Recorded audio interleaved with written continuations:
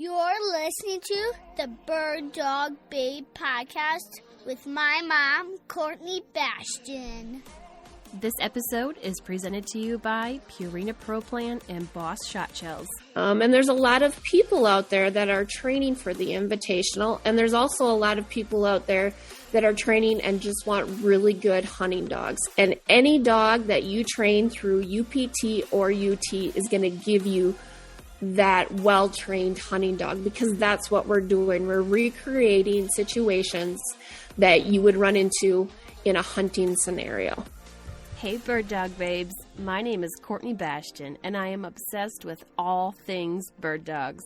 And I'm here to share with you the stories, experiences, knowledge, and opinions from the women and a few guys in the industry that are killing it. I'm a Wisconsin girl living in a Montana world, mom and two incredible kiddos, wife and occasional assistant to a pro gun dog trainer, traveling the U.S. talking about canine nutrition while hunting, raising, and competing with my German Wirehair pointers and Brachy Italiano. As someone who started hunting later in life because I wanted to give my dogs the opportunity to do what they were bred to do, I'm here to help inspire, educate, and connect women to get their bird dogs out in the field and experience a bond like no other. So pour yourself a glass of wine and get ready to be challenged and encouraged while you learn. This is the Bird Dog Babe podcast. Today we are talking all things NAVHDA utility and utility prep testing. We received loads of awesome feedback from the NAVHDA Natural Ability episode we did a few weeks ago, and I know many of you are waiting for this one. Angie, Coenen and Dan Whitman take us through this series, and in another few weeks we will be covering the entire portion of the NAVHDA Invitational to wrap up this 3-part series. These are lengthy episodes, but as you learn from the first one, they are loaded with information and tips that you probably haven't heard before and will better help you prepare for these tests. All right, let's get after it. This episode is presented to you by Purina Pro Plan. What makes a great bird dog is genetics, training, and nutrition, and that's why I trust and feed Purina Pro Plan. With over 500 nutritionists, veterinarians, and scientists on staff, ProPlan delivers a full spectrum of performance and specialized dog food formulas to help bird dogs like yours excel at every stage of life. Purina supports us, the breeders, owners, and trainers, the events we compete in, our national breed clubs, canine health research, and our committed partners to conservation groups such as Pheasants Forever, Rough Grouse Society, and Ducks Unlimited. 95 out of the top 100 dogs are fueled by the advanced nutrition of Purina Pro Plan. This episode is also presented by Boss Shotshells. Copper-plated bismuth Boss provides a better, more effective non-lead option than steel and are safe to use in Grandpa's gun. Available in 10, 12, 16, 20, 28 gauge, and 410, direct-to-consumer pricing and cases shipped right to your door. Shoot Boss, pattern your shotgun to make more clean and ethical shots, reduce crippling, and remove lead from the uplands, wetlands, and all lands. Find out more at bosshotshells.com. A big shout out to the people and the partners that are helping me to keep the MP3s rolling for this podcast. My Patreon patrons, the bread and butter, the peeps, the community of like-minded individuals that are eager to learn and offer to contribute. Join us for $5 per month on patreon.com/thebirdDogBabe for exclusive discounts, content, and live Q&A sessions. 5% of your contribution goes to the AKC Canine Health Foundation, and another 5% goes to conservation. Dakota 283 unparalleled protection for your dog's travel to and from your next adventure. My favorite is the G3 kennel, which has a recessed handle on top that makes it easy for me to lift in and out of my truck. The keyed panel latching door makes me feel at ease on trips when I have to leave dogs in my truck when I stop for fuel. An added bonus is the drain hole in the back, which makes cleaning a breeze when my dog has been run hard and put away wet. Go to Dakota283.com and use promo code BIRDDOGBABE for 10% off. And by Siren, Shotguns for Women. Siren carries the only full line of women's shotguns. They are dedicated to providing the equipment and knowledge that make shooting and hunting more enjoyable and less stressful. Newer seasoned hunter, Siren offers multiple options that fit right out of the box. No more compromises. Go to sirenusa.com and check out all the options available for upland, waterfowl, sporting, and trap shotguns. And while you're there, say hello to Julia, Siren's new 12-gauge sporting that is one of the most stunning shotguns I've laid my eyes on. Welcome to the podcast, Angie and Dan. I'm excited to talk about the NAVHDA utility test here. We had some awesome feedback on the natural ability. But Angie, our audience, if they listen to the natural ability test, they are familiar with who you are. But I want you to give us another short intro, and then Dan, I'm going to have you kick it off from there and introduce yourself because you are our new speaker for this one. Hello, I'm Angie Coenen. I have been with NAVHDA since 2003. I raise and train German Shorthair pointers. I have 6 of them. I do breed and try to have a litter from time to time. Again, I've been in NAVHDA since 2003. I've been an approved NAVHDA judge since 2010. And I have been a senior judge since 2015 and an invitational judge around 2016. So it's been a great experience. I've learned a lot from NAVHDA. It's made me a better trainer, judge, and hunter. So looking forward to what we can add and help people with the next phase of the utility and UPT test. Okay, my name is Dan Whitman, and I currently reside in Phoenix, Arizona. I joined NAVHDA in 1996 when I got my first German Shorthair pointer. Like most breeders that are involved in NAVHDA, you know, the breeder advised me that probably would be good to join an organization like this. So I did. I got my second German Shorthair pointer in 1997. I earned a versatile title with that dog in 2000. My job has taken me all over the country, so I've been a member of NAVHDA in the states of. I've been a NAVHDA International member, and I'm a life member. But I've been members of different chapters across the country in New York, Montana, Texas, Idaho, Colorado, and now in Phoenix, Arizona. I'm actually the president of the Valley of the Sun chapter here, and then I also am the director of testing for NAVHDA International. I have 2 German Shorthair pointers currently, and I also have 2 pointers, and I have a Vizsla. I've participated in field trials off horseback, walking field trials, National Shoot to Retrieve trials, AKC. I really love to duck hunt, so that's what has constantly brought me back to NAVHDA. So that's really my passion, the waterfowl and the upland hunting. So that's primarily what I do today. So are you familiar with the testing grounds for next year then, since you're down in Arizona with the New Mexico location? I am. I have judged out there before. Okay. It's a really nice facility. What I like about that facility is everything is right there. They even have houses right on site that the judges stay at, so there wasn't a lot of traveling when I was there. You know, some test sites, you know, you're at the mercy of whatever's available, and just the people out there, the grounds that they use, and then the chapter themselves have been great, and they're actually doing some work to improve what they already have. But you know, they're irrigated. You know, they have some irrigated fields, some more desert-like fields. The water is really good, and now they put in some additional ponds to kind of, you know, get the grounds ready for the Invitational. Being somebody that has traveled around the U.S., and I'm going to just have a personal insight here with being from Montana, but is there anything specific that's going to be different from these locations to what is going to be in New Mexico as far as scenting, tracking that we could, I don't know, possibly have difficulty with and maybe try to simulate and prepare for beforehand? Well, I think it goes kind of both ways. So I do have a versatile champion title on one of my pointers. And going from an arid ground in Arizona and scenting conditions out here, and then going back to I ran in Ohio. And so, I work from home, and I've worked from home for like 8 years. So I have the benefit of that. So I was able to travel back and get my dogs acclimated. When I train out here, I'm dragging, for the blind retrieve, I'm dragging the duck into sagebrush from the edge of the area that I use for the open water. And I had to get the dog used to going up into trees, going up into grass. And it's going to be the same for the dogs coming from that part of the country this way. They're going to have to get used to the aridness of the air and not a lot of moisture in the air. So the scenting conditions are different, and the dog's going to have to adapt to that.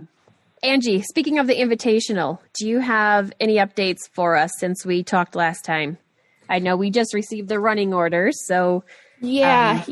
One of my jobs, being on the board of directors, besides being secretary, is helping and being on the invitational committee. And obviously, like I talked about last time, it's a lot bigger this year.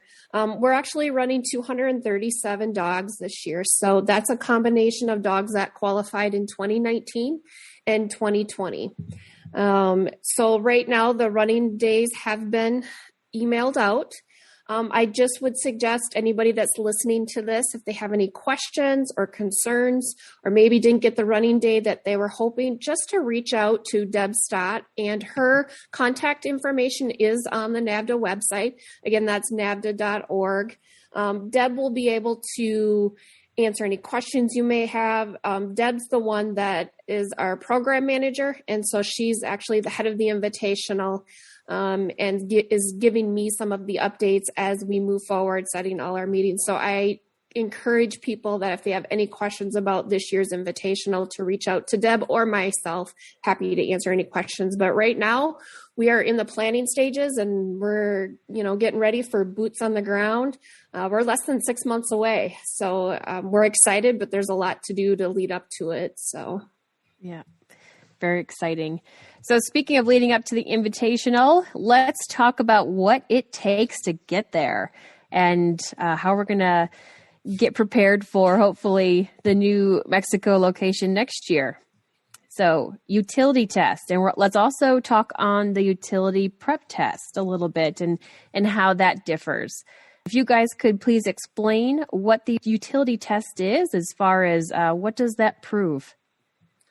Well, the utility test is designed to show hunting dogs in hunting situations in all upland games, so it has to do with anything that you're in the field or you may be duck hunting. It's simulating those scenarios. And we're also showcasing a well-behaved dog as well, a dog that has obedience. So when you give a command to a dog, is the dog listening? Is it being cooperative? And we're going to go through some of those sections. Each section looks over the cooperation, the obedience, and the desire of the dog. And again, that's trying to simulate hunting scenarios. And it's a very big jump from natural ability to utility. But I also don't want it to scare people, because a utility dog is just a little bit older dog. Generally, they're beyond that 16-month mark, up to when they can run natural ability. And it can be an intimidating jump from natural ability to utility. But utility is really showcasing your overall hunting dog and what you have. I think, too, it's a partnership. Like, this is a test of being, to see the partnership between the hunter and the dog. Natural ability is more focused on the dog itself. But the cooperation and the dog knowing what you want, and then you understanding what the dog needs to do and putting the dog in the best situation, like you would in hunting. I think that's what you showcase in the UPT test, and then also in utility. As far as what it proves, is there much difference between the utility prep and the utility? I think the utility prep test is that in-between step. So, like, one of the big differences, just like in the field situation, is the dog can break on the shot for utility prep, whereas the dog has to stand steady to wing, shot, and fall for the utility test, and then retrieve on command. So, and some people, when they train, they want to train their dog to hunt, and they want the dog to break on the shot. There's different schools of thought in regards to that. So sometimes the utility prep test is better for the person that is going to hunt their dog and wants them to break on the shot. Sometimes utility prep test is because the handler and the dog just aren't in that finished steadiness stage. And so it gets another test situation under the dog's belt, under the handler's belt, before they also test in utility. And really, it gets people's feet wet in the testing system because it's such a big jump from natural ability to utility, that in between test, people get a chance to see what it feels like to direction gunners in the field, and what it feels like when you have to swing on your bird. All things that you need to do for utility, but it gives you more of, I feel like, a practice or a comfort level where the stakes aren't quite as high. So a dog that runs UPT cannot qualify to run in the Invitational.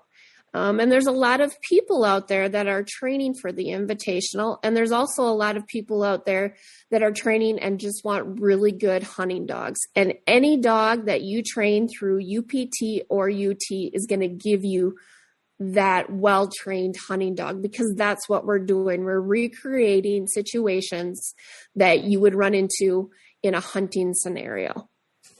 So the dogs are still prizing, correct? In UPT, yes, they are. Mm-hmm. And they just won't go to the Invitational. Okay. Right. So I'll give you an example. Last year out here, because in Phoenix, the weather is hot, so our tests are usually at the end of the year. It was towards the end of the hunting season, and I was one of my dogs. I tested in utility. I didn't know how she would perform. I knew that she wasn't trained 100% to where I would want her, but I wanted to test her anyways. So I tested her on a Friday, and the steadiness is what got me, because she kept breaking on the shot. But then I tested her the next day, which was Saturday, in UPT, and got a prize one. And that was really the difference, was just the steadiness in the field. Price-wise, entry for the test, it's usually the same for UTP and utility, isn't it? It usually is, because you're using ducks, you're using the same amount of game birds. It just fluctuates across the country, the overall test, how much it costs, because you have to figure in the how readily available the birds are. And then, if you're flying judges into an area where you don't have local judges, so they might have a test fee that's higher, because just their overhead is higher. But usually the tests within that same chapter are the same cost. Okay. The percentage of people that go from that natural ability test. So like, I know as a breeder, when we're watching the people that get puppies from us, they're all testing in natural ability, but I mean, there's very few that really go on to that UT test. And what does that look like on a national scale for comparison? I don't know the exact percentage, but I do know the whole reason why UPT was brought into the mix was for the very reason you're talking about. Prior to having the UPT test, they were losing, NAVHDA was losing a lot of people, because it would take sometimes a year or two to train for utility, and they wouldn't see these people until they came back after natural ability. So that's why the UPT test was implemented, try to keep people engaged and moving forward in their training. One of the things I thought just to mention that was interesting to me is a large percentage of the natural ability dogs that get a 3 in cooperation. So a lot of times that's because the dog is a hard charging dog, maybe independent, so it shows up a little bit under cooperation in a negative on natural ability. But those same dogs are the ones that are getting prize ones in utility because of that independence. Yeah. So, it's just the stages that they're in. and and how the handler can, as a trainer, can bring that out of the dog. Yeah. And I mean, looking at it from, your personal hunting dog aspect from it, there's a big difference between having that natural ability level dog for the rest of its life versus that utility trained and or tested dog with you for the rest of its life as your hunting buddy. Can you go into that a little bit of what that looks like for people, and a little bit incentive of why it would be good to consider testing? I think overall it's going to give you a better hunting dog. If you're able to put them through, it takes a lot of pressure too on a dog to get to the point where you feel they're confident to run them in a utility test. And some dogs can take the pressure and some can't. And that's, again, I'd like to go back to work with your NAVHDA chapters and work with your breeders. As a breeder myself of German Shorthairs, when I talk to people that have puppies from me and they're getting ready for that utility or UPT test, I work with them.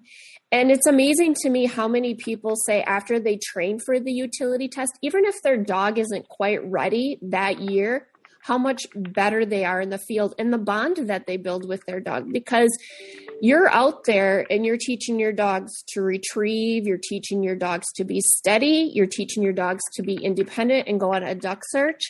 And again, that all carries over to the field. And I see such a connection as a handler and a breeder when people take their dogs and get them ready for utility. And again, I want to stress, people that train for utility, it doesn't mean that you have to test for it. A test shows where you're at within the standard. But there's a lot of people out there too that want to train for the utility test and not even test because they just want a really good hunting dog. And I think that's what this test is putting out there for people and for breeders, is to see what kind of hunting dog they are. Because in the end, that's all what we really, our ultimate goal. If you look at the NAVHDA calendar, generally for the Midwest where I'm from, there's no NAVHDA tests after the Invitational in September, are very few, because people are getting ready and they're going hunting because that's what they've trained all summer for. So I really think it's key that when people are getting ready for the test and they're working with their chapters and they're working with their breeders, that people understand that this is all going to carry over into the woods or into the marsh. And again, I can't stress, and I speak for my own dogs, the bond that we build, it's truly magnificent, really. I mean, and I can tell when I train my dog for utility and my husband trains a dog for utility, you can tell whose dog they actually belong to by that point. We say they're our dogs, but when we're getting ready for utility, my Zoe dog, she's with me. And she's looking to me, and when she's got something she's retrieving, she's going to come to me. And then that carries over into the hunting scenario as well. So when we shoot a bird and my husband shoots it, she brings it to me. So it's kind of cool that way, because again, we're transitioning from what we're getting ready for that utility test, and then we're taking it and that bond and heading out into the field with it. All right, so let's talk through what a typical day of the utility test looks like. We're getting there around 6:30 in the morning, ish. I don't know, perhaps that varies throughout the country. But how many people are going to be testing on that day in utility? There's a sliding scale. So if it's a full utility test for the day, then there will be 6 utility dogs that will be tested. Okay. That's the maximum amount of dogs that can test in utility in one day. Okay. Typically, we've always headed to the field first, but is there some variety there? Generally, there is a variety. It really depends, again, the location, where everything is. And there's a lot of chapters that run double tests. And if you're using the same field, if you're a chapter that's lucky enough to have multiple fields, generally, again, this is each judging team will make up their decision how they're going to start the day. But if you're running a double test and say you're going to run it and there's only one field that two teams are running it. So a double test is meaning one team will have 6 utility dogs or a mix of utility, natural ability, and the same with a second team. So you have 6 judges, 3 judges on each team. Well, the senior judge from each team is going to decide the order of the test. And if there's only one field they're working on, you can only have one team at a time at the field. So you're going to have, say, team A start with their field work and team B will go start with their water work. And then at lunchtime, it crosses. And again, the senior judges will talk to each other and how they're going to lay it out. So I would say generally, in the Midwest, we like to try to start in the field before it gets too hot, but it's not always advantageous to do it that way. It just really depends what we have for our water, what we have for our field, what kind of travel is involved.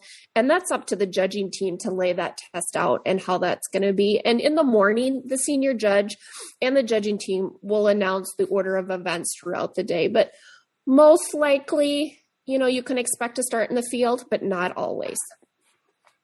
Okay. The weather has plays into it also. We deal with fog. If it's going to rain, sometimes we'll do, and then clear up later in the day. Sometimes we'll do the water work first because the rain doesn't impact things as much as, having wet birds in the field. So that also plays into the judge's decision as to what events they're going to run at what time. Okay. All right. For the means of the podcast format here, let's start out with the field portion first. And tell us a bit about what that looks like and what you're looking for as judges. So the search is 30 minutes in the field. The handler has a gun, but they're not shooting the birds. We have designated 2 shooters. So when the dog goes on point, the handler will position the shooters to the area where the dog or where the bird's going to be flushed for the dog. We're looking for, the dog to be productive. It really, some people have this notion that the dog should be running big and covering a lot of ground, and that's not necessarily true. We look at production. Is the dog hitting the objectives that are out in the field in front of them and being productive? So, that's when you're looking at what a dog is doing on the search and how we're scoring it. One of the big things that we look at is just, how productive they are, how independent they are.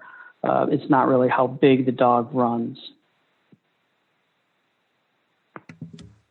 Okay. As far as, so you guys you're judging for the search in that, you're judging for pointing, steadiness. What do those things have? What do they have to look like?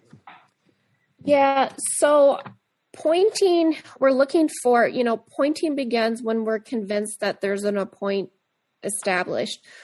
So judgment begins and ends when the dog is aware of the handler. So once the dog goes on point, we're looking for a solid point. And again, like I said, for the Natural Ability podcast, dogs, different breeds point differently. There might be a different tail set. They might wag the tail a little bit. That stuff's okay, but we're looking for a convincing point in the field.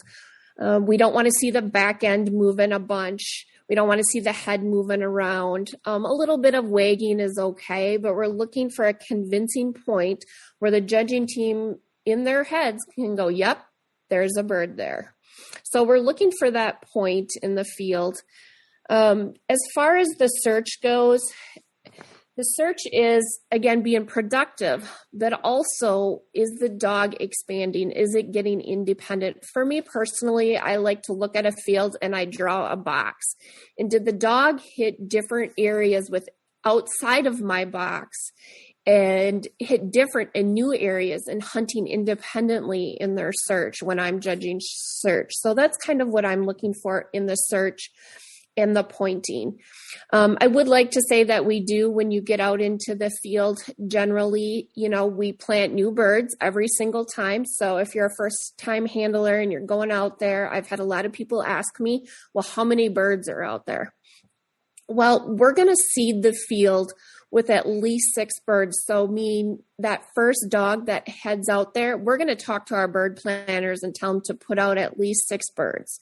After that, then each handler will get new birds put out. It may be probably 4 to 5. Again, each judging team does it differently, but we want to make sure that the dogs have every opportunity to get into birds.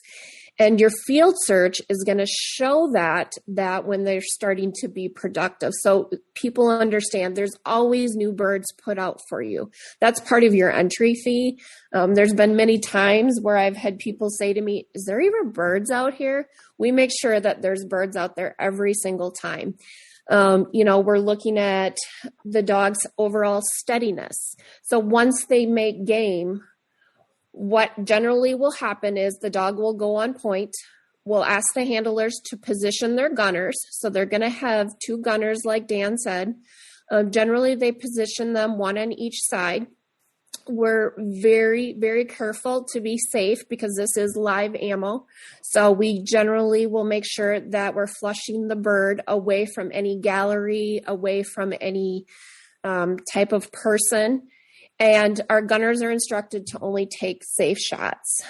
So when it gets to that point and the dog goes on point and is aware of the handler, then pointing stops. We stop judging pointing at that point, and it goes to steadiness. When we're going to the utility part of it, again, utility is that 30 minutes. A quick difference, UPT will only be 25 minutes. Pointing is judged the same way in UPT or utility. When we get to the steadiness part, that's when you as a handler are going to go in and flush the bird. So remember, your gunners are on each side of you generally where you instructed them to.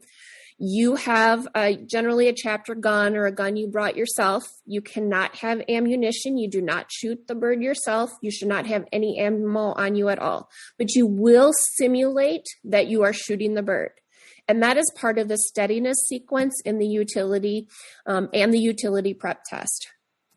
So when you go in to flush that bird, you're going to go in and you're going to flush the bird, and hopefully your dog will still stand there, and that's steady to, the wing.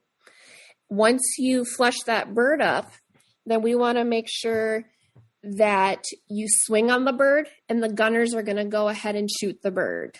Once they shoot the bird and the bird falls, you're going to release your dog. So what I'm saying is you need your dog to be steady to shot, wing, and fall. Okay, so as soon as you flush the bird up, it's going to flush up. You're going to pretend to shoot it. The gunners will shoot it. Your dog has to stand through that entire sequence, and that's part of the steadiness. And then you're going to release your dog for the retrieve, and then that's another part of a judging of the field work. So steadiness sometimes is very confusing for people. And a utility test, again, is they're steady to the flush. So you're going to kick the bird up, steady to the wing, it's flying in the air, steady to the shot, so the gunners shoot, and your dog still has to be standing there, and then steady to the fall. What I do like to tell handlers is this, again, just like natural ability, the cool part about NAVHDA is let's say that first bird just doesn't go as well as planned. You can make it up as you go. And I like to tell handlers as well, if you know that there's going to be a problem, use your commands early and make them count, because that will carry through the rest of your bird contacts in the field, which will help your steadiness score throughout the rest of that 30 minutes. Now for UPT, steadiness is a little bit different. The dogs can break on the shot, so they still have to be steady through the flush and the wing, but as soon as the gunner shoots the bird, the UPT dog can break. A utility dog cannot break. Okay, and the big thing as well as handlers for UPT and utility is remember to swing on your bird. As judges, we'll remind you if you forget. I forget, It happens all the time. But if we have to remind you after the second and third time, and that may even be a little excessive for some judges, it's going to affect your overall steadiness score.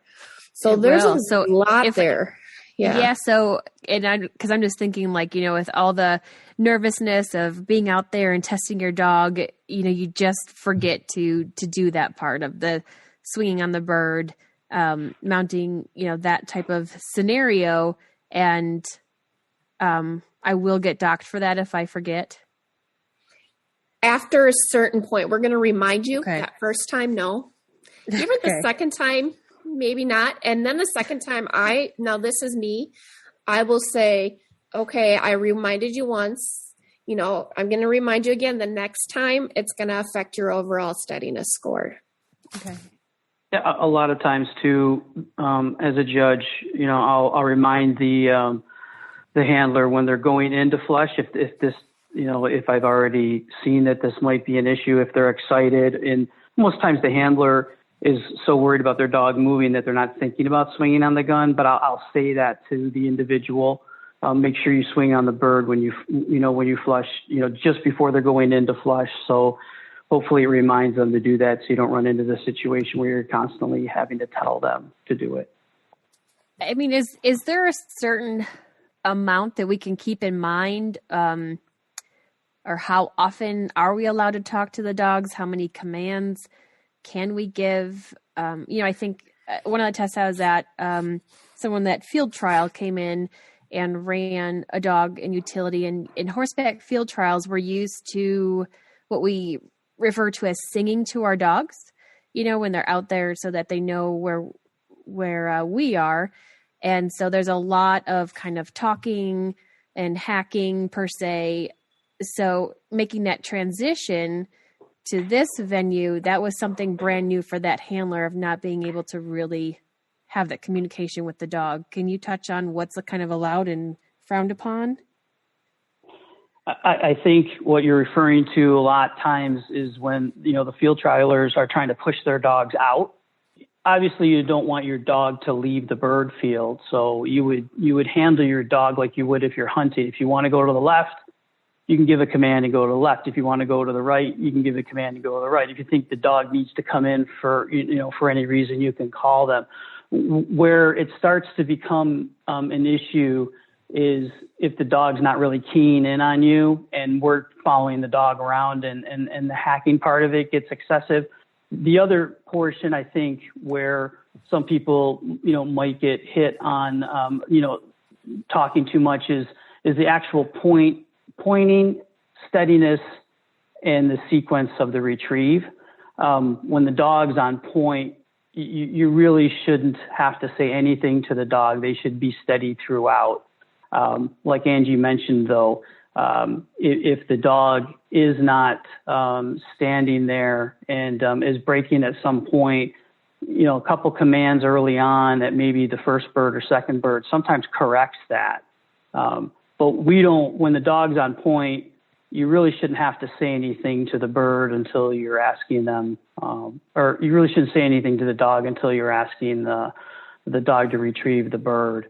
The other part, when the bird is shot, you release the dog. The dog goes out for the retrieve itself. When the dog picks up the bird, you can give a good boy, or we want to make sure that everything is positive out there as much as possible. But somebody that has to call the dog to come back to them with the bird, that's different than just hey, good boy or good girl. When the dog picks up the bird, and on the retrieve itself, we want the dog to go straight out, straight back. We don't want it to veer left or right. We want to come and present the bird to the handler. Rule of thumb that we kind of look at is the dog presents the bird to the handler within one step, and all 4 feet have stopped moving. So you don't want the dog to run by you and have to reach out and grab it, or go behind you and then come back. Like, those are all things that could impact the score. Ideally, you give the command, the dog runs right out, picks up the bird. You can say, good boy, good girl, blow the whistle, whatever. Have the dog come back, present the bird to you, stop in front of you, all 4 feet, stop, present the bird, you grab the bird, and that would be considered a good retrieve. Okay. Let's say, maybe the first bird my dog broke on the flush. And that second one, if I see that kind of happening through body language, can I give him a gentle whoop? Or is that going to hurt me? You can give that command, but it will be a ding on your steadiness score.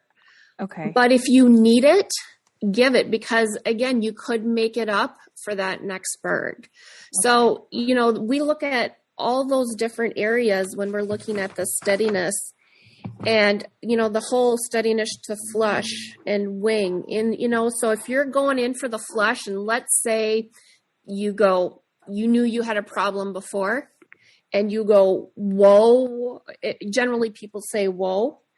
You're going to probably, in that part of the steady to flush, you will get a ding. But if your dog is steady through the wing and the shot and the fall, well, that makes up for that little whoa that you just did. So you saved yourself overall. So basically, like as judges, if on my scorecard, I would write down, if you said whoa before the flush, that bird, for just that bird, you're going to probably get, for me, you would get a 3. But then if your dog is steady for the wing, the shot, and the fall, you'll get a 4, 4, and 4. Well, overall, that's going to average to a 4. So you saved yourself. So to me, that's smart handling, because you used a command when you, 1, knew you needed it, and 2, you made it count, and it made up for it throughout the rest of the sequence. And that's, as handlers, I've seen, really they don't understand, maybe especially first-time handlers, that whole steadiness sequence. If you can stop that dog from breaking, that's going to help you. So you're going in for that flush and all of a sudden the dog is starting to dance around. Give that strong whoa. If it was my dog, I would, because generally when they're dancing, they're going to start breaking. So if you give that whoa, it can save you. It can help you. And then let's say the bird flushes and your dog keeps going, and then you yell whoa really loud and you stop the dog. That helps you. So again, when we say use those commands when you need them, those are situations when you might need them and you might need to hack on them. It's going to hurt you a little bit, but it's also going to help you in the end. So let's walk out that scenario one more step. That third bird I get to. So first bird he broke on. Second bird, I gave him that whoop. Third bird, completely clean. How is that going to completely take me back to 4s? For that sequence, for that bird, you would have a 4. But let's say the other 2, the one they completely took out, the second one you got a little bit better, and the third one was great. That's going to just help increase your score versus bring it down. Like in our training days, I think it's important, and I don't think a lot of people do this enough, is you really should know the scorecard. This is going to help you as a handler tremendously, because in order to get a prize 1 utility, which everybody, that's what they're trying to do, there's areas that you don't have to get a 4 overall in the score. You can get a 3. So getting back to kind of what we've talked about and what Angie just mentioned, sometimes you have to give a command, but that command is only going to knock you down to a 3. And, that's still within the running of a prize 1 for a lot of the categories. Steadiness is one of them. So you don't have to get a 4 in steadiness in the field. You can get a 3. So if you have to say something in order to have your dog perform, then, know the scorecard. Same thing with heeling. I see a lot of handlers, they don't say anything at all, and then their dog either goes around a gate, misses a gate, or something happens, whereas if they would have just given that one command, it might have straightened it out, and they still get a 3, and they still are in the running to get a prize 1, for the overall evaluation. So I just want to stress that know that scorecard, know where you have to get a 4, like the duck search, and know where you can maybe get a 3 in some of the areas like steadiness or retrieve of the shot bird. Okay. Let's go on to the drag. So the drag is typically, a duck is used for that. But you allow people to bring fur, right? If they have it with them, yes, they can bring. Yes, they can bring fur. The chapter does not supply that. So when generally the chapters are figuring out your entry fee, they're figuring out a duck for your duck drag. So you've paid for that, but it's generally a freshly killed duck that we take. We pull some feathers on it. We lay it down on the ground, those feathers, and you and your dog are out of sight. And generally then the judge will drag that. I like to count out about 100 yards, so about 100 paces with a huck in it, meaning it might take a curve. So what we're trying to simulate is a wounded duck that crawls up on shore and lays down and dies. Does your dog have the obedience, one, to get away from you? So when you say retrieve, so it's desire there too as well. So when you bring your dog in, it's going to be kind of like the NA track. So you're going to get your dog focused on that feather pile. There is going to be another judge at the end of that drag. So they'll either drag the fur that you supplied, meaning like if you have a dead raccoon or a dead rabbit, generally we will drag it for you, but you as a handler have to bring that with you. That is not supplied by the chapter. The chapter supplies a duck, and ducks are pretty stinky. I like to say it's like a highway, to a bird, because those ducks stink so bad that I practically can smell them. So again, we're going to lay a feather pile for you. We're going to drag that duck about 100 yards with a hook, and then the judge is going to put that bird down, and it's going to go hide behind a tree to see what your dog does out of your sight. How do they handle that task? So you're bringing your dog in, and you may say track, you may say fetch. I personally say fetch. And when your dog is locked in on that feather pile and is moving forward, you go ahead and you let the dog go, and you just stand there and wait. And generally you don't see the dog do the duck drag. And it's a lot of obedience. You're telling the dog that you need them to do a certain task, and that's to bring you back that dead duck. So it's a lot of obedience and cooperation. Obedience is going out, cooperation is coming back. So when you send them out there and they go pick up that duck, what do they do with it? There's some times where dogs aren't used to the judge on the other side. So you want to practice that. Have a friend drag a duck for you. Have a chapter member drag a duck for you. So your dog is used to somebody being on that other end. We try to hide and get out of sight, but generally the dogs, they've got pretty good noses. They're going to find you. So once they get on that duck, then they're supposed to pick the duck up and bring it directly back to you. Okay. And we don't want to see a drive-by where we talked about in the field where Dan said, they're bringing the bird back and it runs back towards behind you. It parades. It says to everybody, hey, look at my duck. Look at my duck. That dog has to come directly to you and present the bird, and you take the bird from the dog. And so drags, I've seen some issues in is people are just not practicing it with their dogs. They're not getting their dogs used to somebody being on the other end of that drag, and then them coming back. Sometimes if dogs are really ticked off for the day, because again, there's a lot of pressure, you're going to mostly see it, most of the time you'll see it. For me, I've seen it in the drag, because those dogs are ticked off. They've had a lot of pressure from the test day. Maybe they can sense your nerves, and I've seen dogs eat the duck. I've seen dogs bury the duck. I've seen dogs pee on the duck, and I've seen all of the above.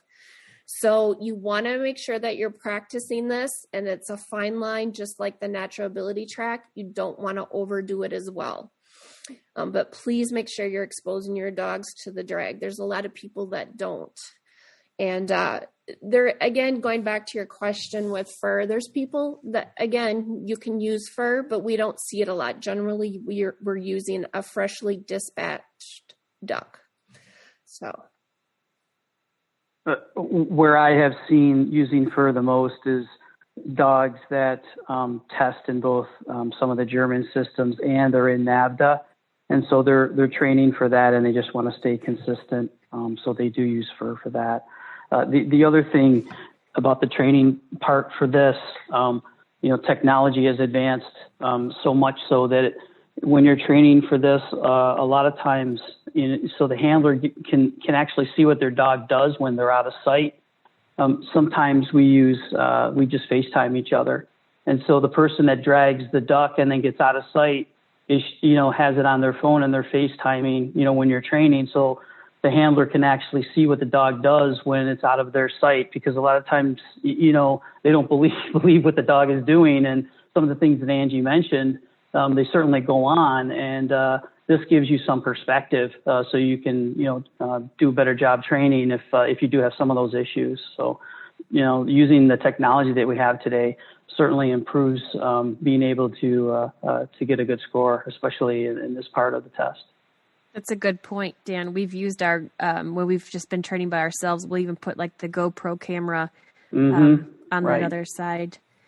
Can you explain, when people are trying to prepare for this, what is a typical pattern or distance that they should be practicing on? How many turns? Are they sharp? Can you walk us through that? So when you're practicing it, you want to make sure you do at least one sharp turn. And for utility, again, we're going 100 yards or more. And for UPT, we're only going about 50 yards. Okay, so it's half the distance for UPT. Again, this is utility prep. For utility, it's the full 100 yards with a slight bend in it. And then again, I want to stress too that when the dog is bringing the bird back to you, the dog has to come all the way back to you and has to present until you take it from them. So I've seen a lot of dogs, and we're kind of going into some training tips, which I think is very helpful, that these dogs, again, do drive-bys, and drive-bys means they're running past you. They're not coming to you specifically with the bird. That's what we're looking for. So when you're practicing this, have people around you.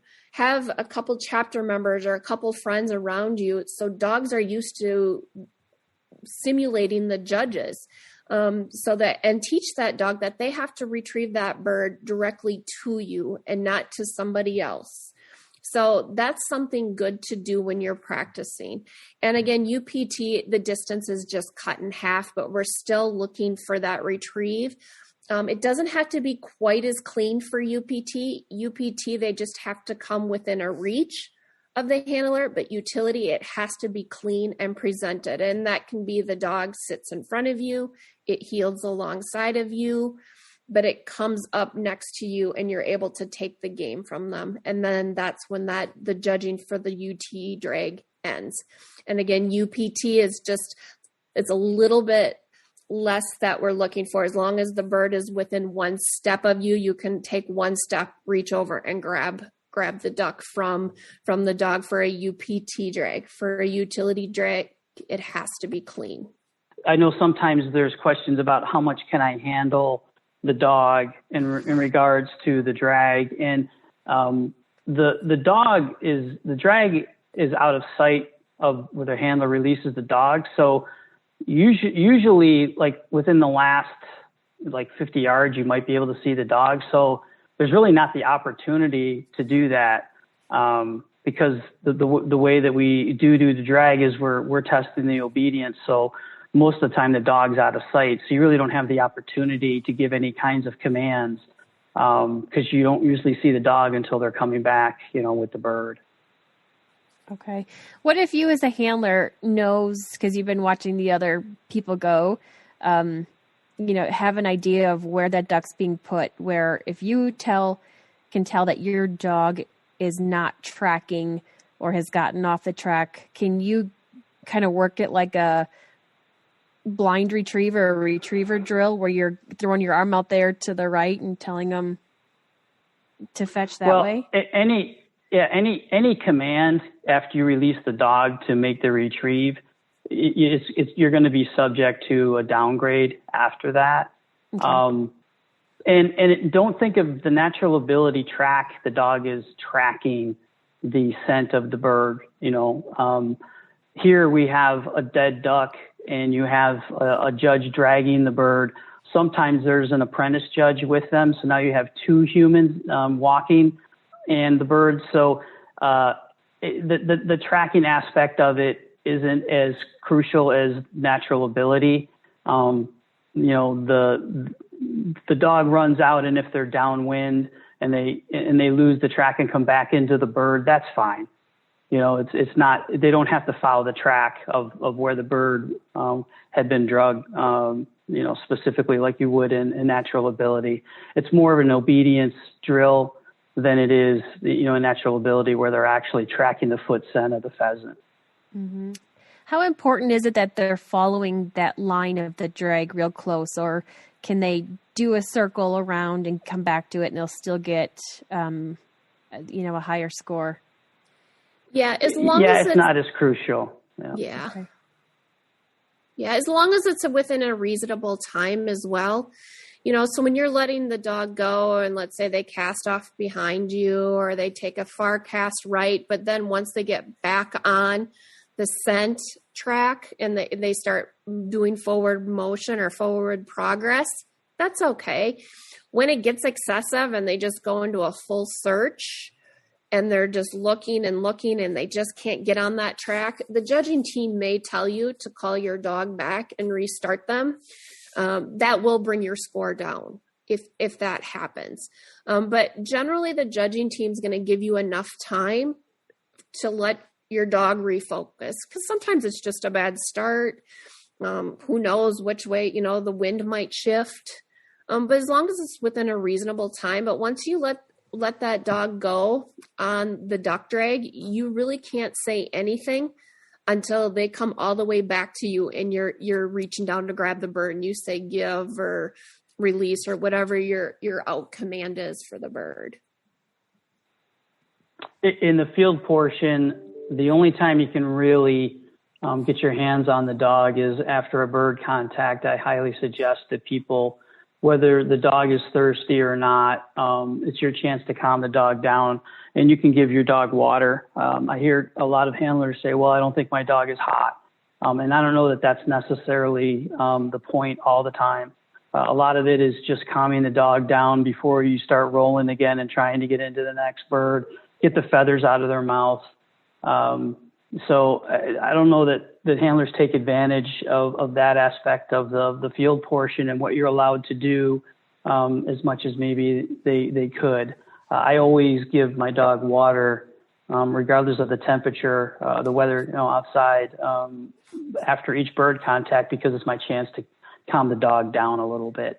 The other aspect too that I would just want to mention is what Angie had mentioned about going to a utility test or a UPT test. You can always ask the handler if you can walk along, with the judges just to view it. And I would suggest that if you are new to this, that you do that. A lot of times you can't see from the gallery view, where everybody is, where the starting point is. You can't see what's going on. But if you walk with the judges, a lot of times you can see what's going on in the field, and that really helps you become a better trainer and a better handler.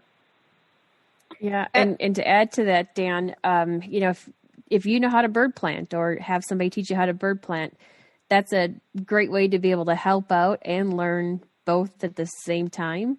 And usually you have a better view of what's going on in the field being a bird planter because you're somewhere else off to the side. Yeah. And the whole water thing as well. There's so many people are like, can I call my dog and give him water? Absolutely. please give your dogs water. We don't want anything to happen to you. Make sure you have water for yourself or your dog, especially if it's a hot day, and we're getting into those hot days now here in the Midwest. Water your dog. And like Dan said, it's a time for you to reconnect with your dog. There's going to be tubs out there. Judges are going to lead you to the tub.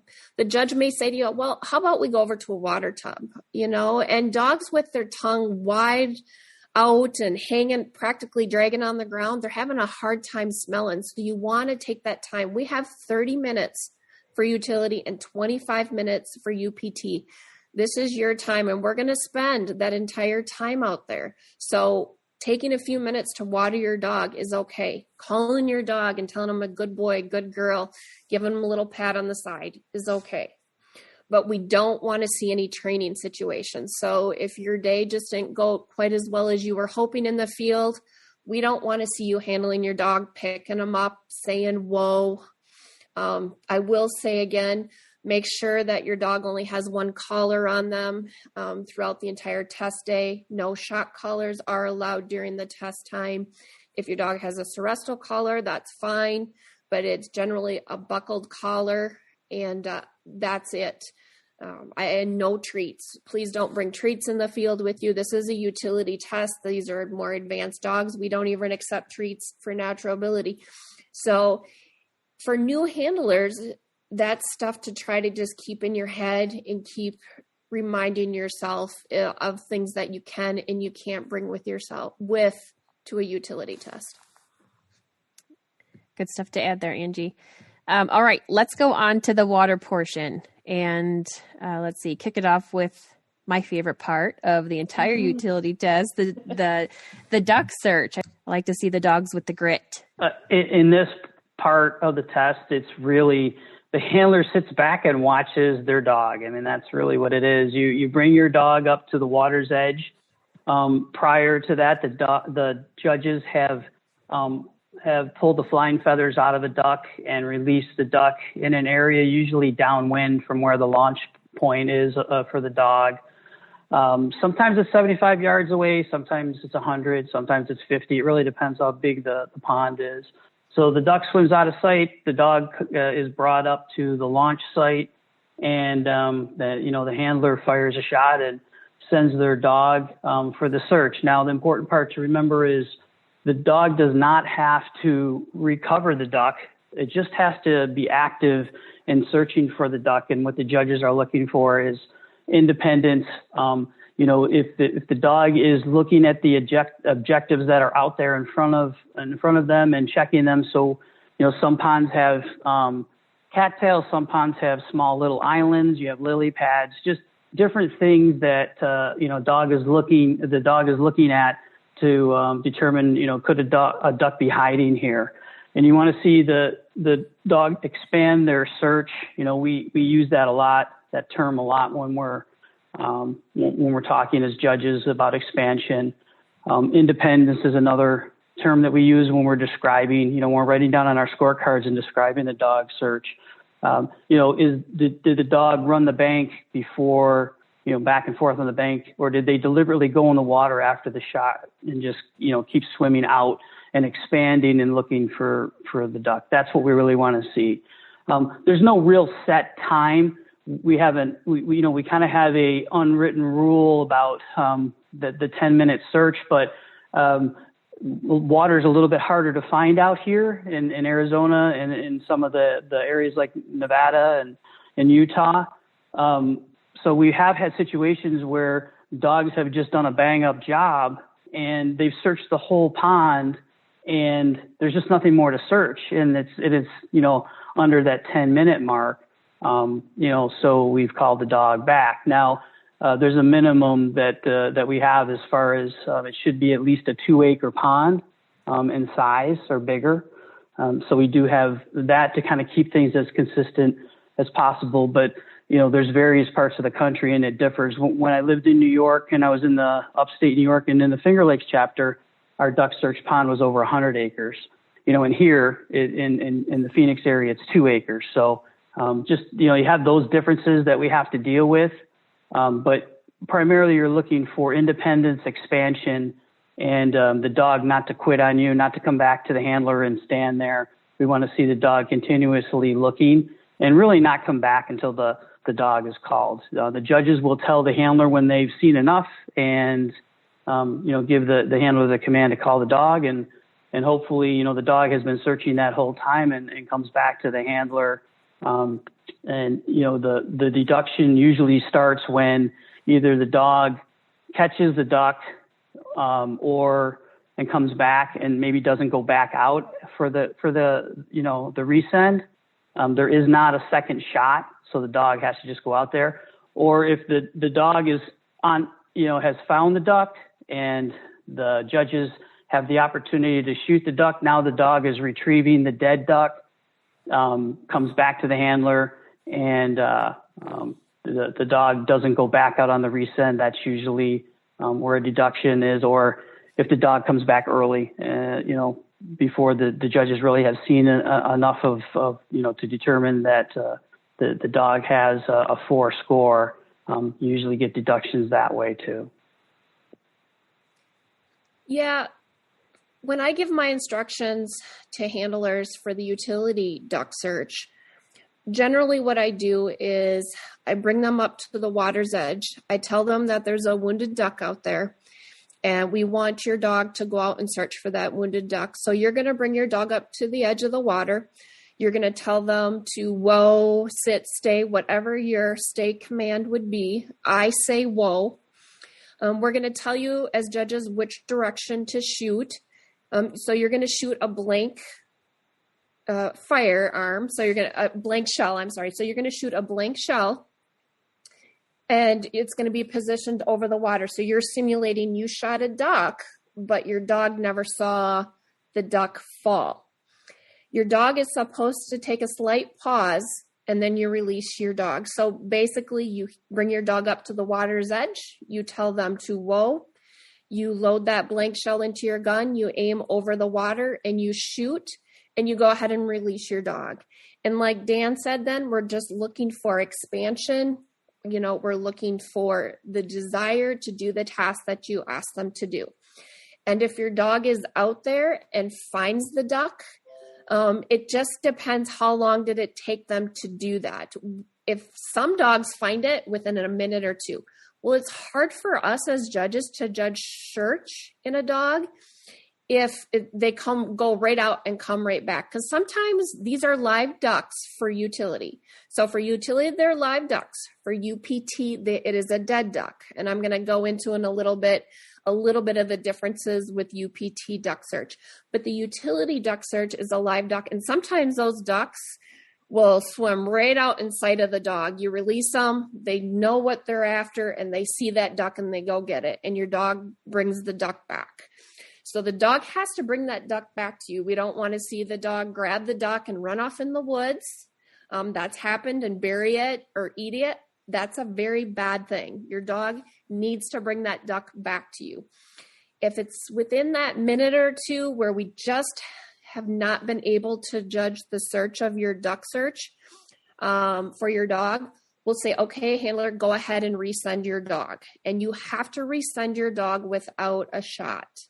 So you grab the duck from your dog and you say fetch, or what I like to use is go get the ducky, because I like them to be excited to do the task.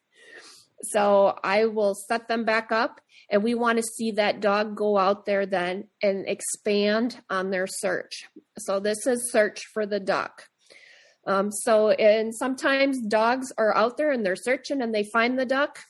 No problem. Your judging team will tell you what they want you to do. We'll say either leash up your dog or resend them. It's just, again, if we had enough time to judge that search of the duck with the dog. And then the other part of it is for UPT. So UPT, we do use a dead duck.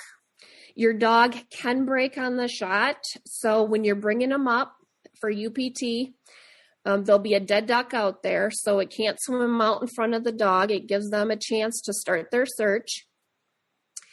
And what will happen is you're going to shoot the gun, And your dog, if they're standing there, great, release them, but they don't have to. They can break. For utility, they have to stay there. For UPT, they can break and they can go out and do their search. Let's say they find that dead duck, they bring it back to you, and the judging team needed a little bit more time to see searching your dog. They'll ask you to do a resend, and you can do a resend with a shot for UPT, for the utility prep test. For UT, you cannot. So that's just a little bit of the differences between utility and UPT. And again, anywhere in the country that you go, duck search is going to be a little bit different. The cover might be a little bit different. There might be bogs out there. So make sure you're practicing in different areas. So when I practice for utility duck search, I probably go to 3 or 4 different ponds, because you never know. You might have an idea what the chapter is going to use. And especially if you don't get a chance to practice on the test pond that they're using, practice in different areas. So your dogs aren't used to that exact same area and that exact same bog and that exact same cattail slough. Because if you keep doing the same thing, when you get to that new place, it may not go as well. So put some variety in your training as well. I think we could have a whole new episode on training for the duck search. Yeah. And it's hard. We struggled with our own dog with it last year. We kept getting that 3 in duck search, and you need a 4. And if you are going for that prize 1, which everybody trains for it, you need a 4 in duck search. And we had a hard time with our girl just getting away from us, having that independence, that desire. She was a young dog. She was just 2 years old, to feel confident enough to get away from us, to get out there. And it's hard to train for by yourself. You want to be with a chapter. You want to be with your breeder. You want to be with a team, with people that can help you out there, because it is difficult. And it does take some time for dogs to get it. And some dogs just, the light bulb turns on right away. They're just like, I got it, no problem. And other dogs, it takes a lot of ducks to get them to that point, to get out that independence, to expand, to search, to have that desire. Obedience is going out. You tell them to fetch. Cooperation is coming back. So when you call them, they come back to you. Or if they have a duck, they're cooperative and they come back to you. Again, with any part of this test, go watch a utility or a UPT duck search. It will give you a good idea what's going on. And go to a handler's clinic. There's handler's clinics all over the nation. Go on the NAVHDA website and find a handler's clinic, because we go through that. We demonstrate it. Dan and I are sitting here today talking to you about different ways on how to run the test, but until you can visualize it, I think it will really connect with what we're trying to say. And the only way to visualize that is, again, go to a test or go to a handler's clinic, because a handler's clinic is going to give you that opportunity in every testing situations to see what it's like. And you actually get a judge's scorecard. So you fill it out with a judge. There's a senior judge that's an approved clinic leader that will run this and walk you through the entire process of a utility and a UPT test. Mm-hmm. And I mean, I'm curious if you guys agree with this, but I find the duck search portion to be the most difficult part to train for. If the dog doesn't have that instinct, have that innate independence and drive to be able to get out there and just keep searching after they hear that shot, or even if you have a resend and there is no shot, just to have that drive of, I'm not going to give up until I come back with something. That's not, I think there's that transition, that we say in the field where you can pull them in, but you can't push them out, where it transfers right, same kind of concept to the water. And, in training days, I'm finding so many people are doing really unique things to try to train for this.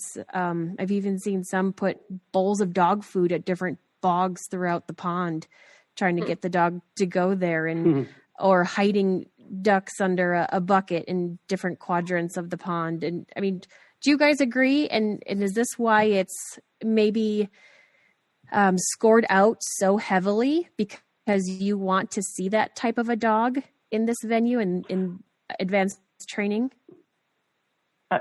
I think, I agree. I've seen all kinds of stuff like you're talking about for training this, but I can just speak from my own experience, and nothing has helped me with the duck search like actually taking my dog duck hunting.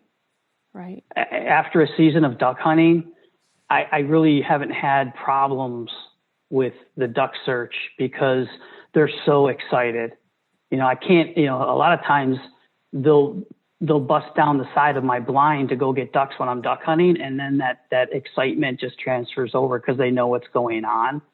And not everybody likes to duck hunt. I get it. But I just think that if you are struggling a little bit with the duck search, that's a great way to have fun. It's, and you're not putting pressure on the dog. And then the other thing, which I found is I used to do a lot of talking about pushing the dog back out and everything. I did the old throwing the rocks, which is terrible. I don't suggest that at all. So with deeper ponds, I use a kayak, and if the dog's coming back, I'll get in my kayak and I'll just won't say anything. I'll just go out, and I'll always put a duck somewhere where I know where it is, and I'll just kind of push the dog into that area. And then eventually they realize that, that there is something out here. I shouldn't have quit too early. The other thing, fortunately here, which has been awesome for the duck search for our chapter, is we have again, it's a pond that's 2 acres, but it's about maybe a little bit deeper than waist deep. And so we have everybody in waders, and if the dog's coming back, we walk out there.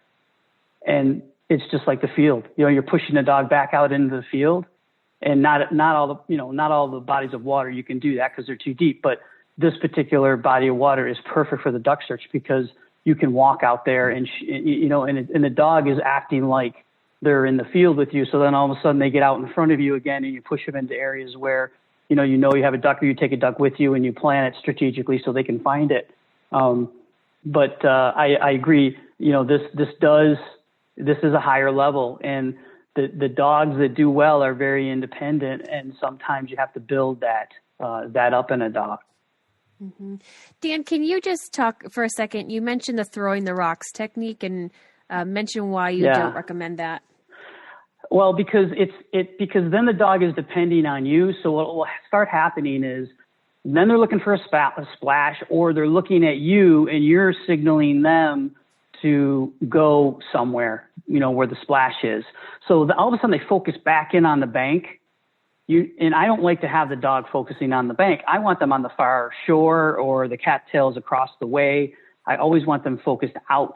I never plant any ducks on the shoreline where I'm training from.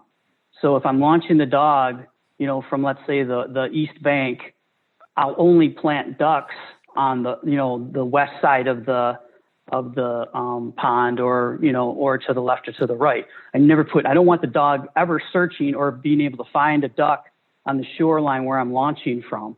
So that teaches them to always go out. And the stimulation that you're giving them by throwing rocks is they're focusing on you. They see the throwing motion, and then all of a sudden they're depending on you instead of them on their own seeking out where the duck is. Essentially bringing them into you when your objective is to push them out.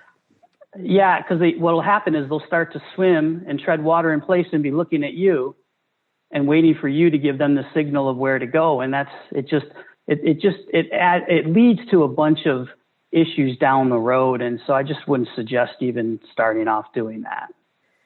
Yeah, and I would suggest too, when you're training for this, don't be afraid to put a bunch of ducks out. We like to say we seed the field. You want your dog to be successful every time. So like what Dan was saying, if a dog is coming back because it just doesn't think there's a duck out there, lead them to that duck with your boat. Make sure that they know every single time that there's a duck out there and it's successful.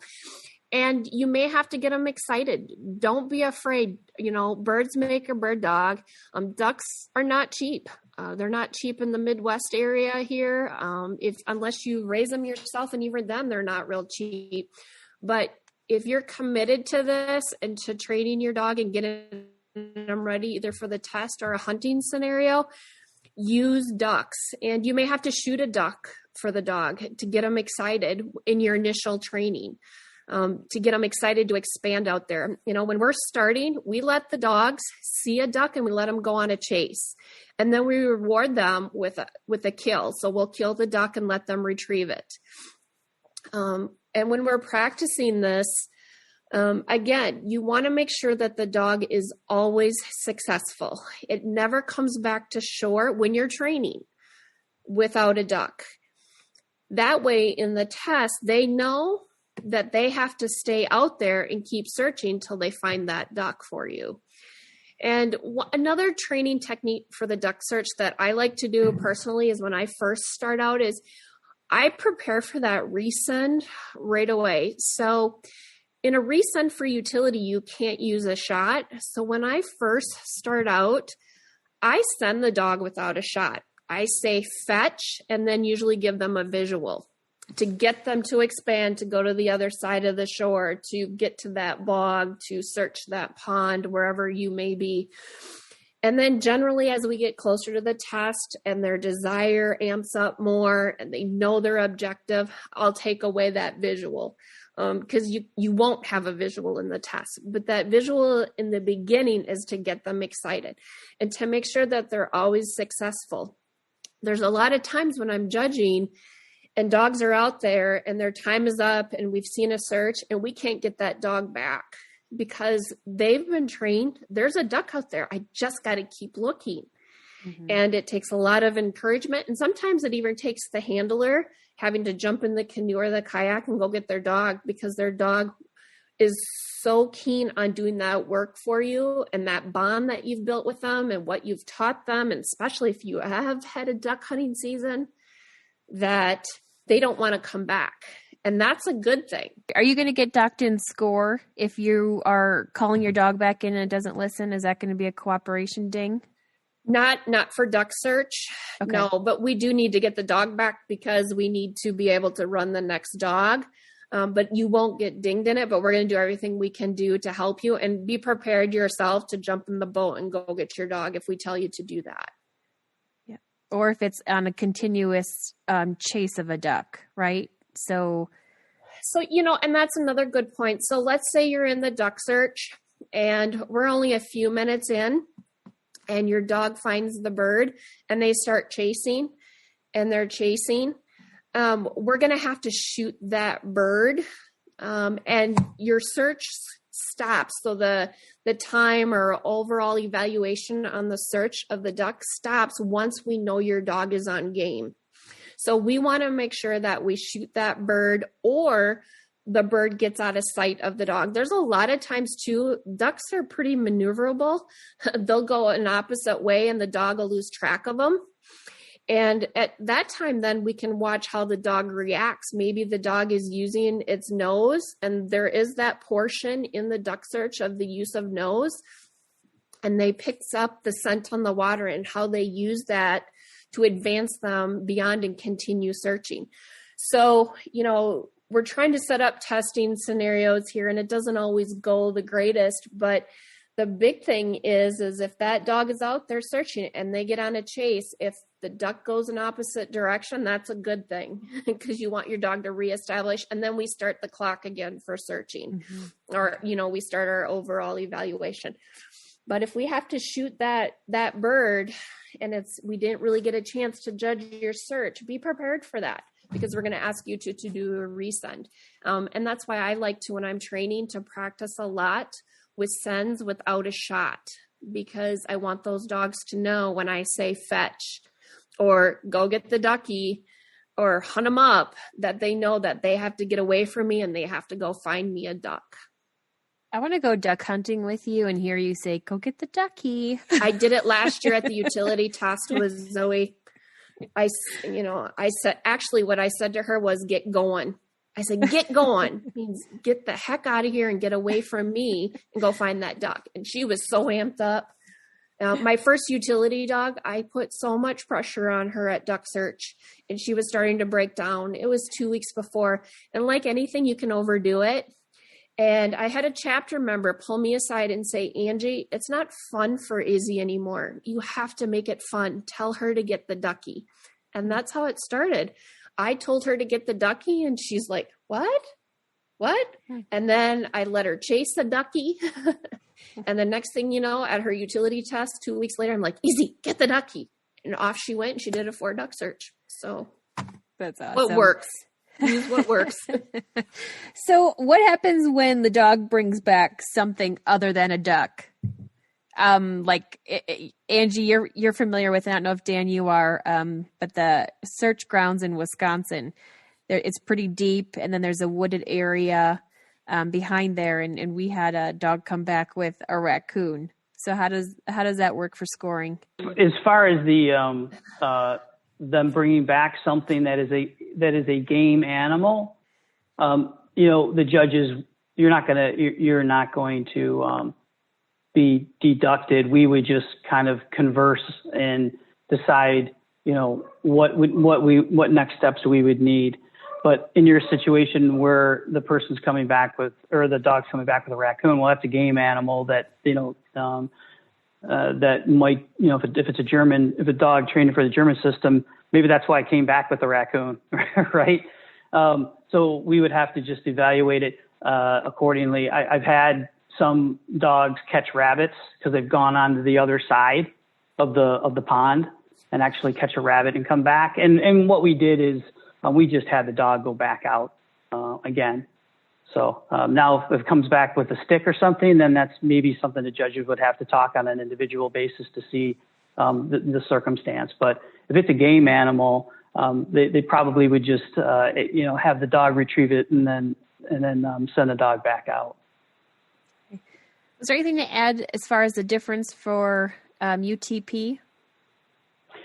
For the duck search, it's a dead duck, like Angie had mentioned, and usually it's put out maybe 50 yards on the upwind side of where the launch site is. That's really the major difference.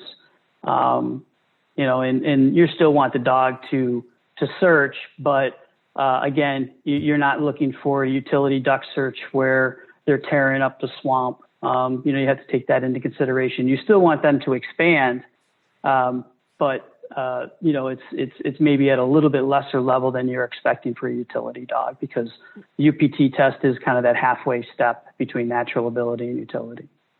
Okay. What about for the retrieve of the duck? Is that going to be expected the same as it was in the field? Or yes, UPT? The UPT, the retrieving of any kind of game animal for the UPT test, so the shot bird or the retrieve of the duck, it's the same thing. It doesn't have to be as polished as the utility test. However, they still have to bring the bird back within the vicinity of the handler, so they can, reach out and grab it within a step or two. Can you talk to the dog on that retrieve in the UTP more, can you get down on one knee and give them that? No. Come here. No. Okay. No. No, you can give them a good boy, good girl, same thing. Okay. You have a little bit more latitude on the distance, whereas utility has to come right up to you and present it. You can maybe reach out for the UPT. You can reach out and grab it. And maybe the dog doesn't have to come to an absolute complete stop. Again, varying conditions, the judges have to judge what they're seeing, but just rule of thumb, that's probably the major difference. Utility, they have to come in and present the bird to the handler, and they should be stopped. They shouldn't be moving around. Whereas UPT, there's a little bit more latitude with that.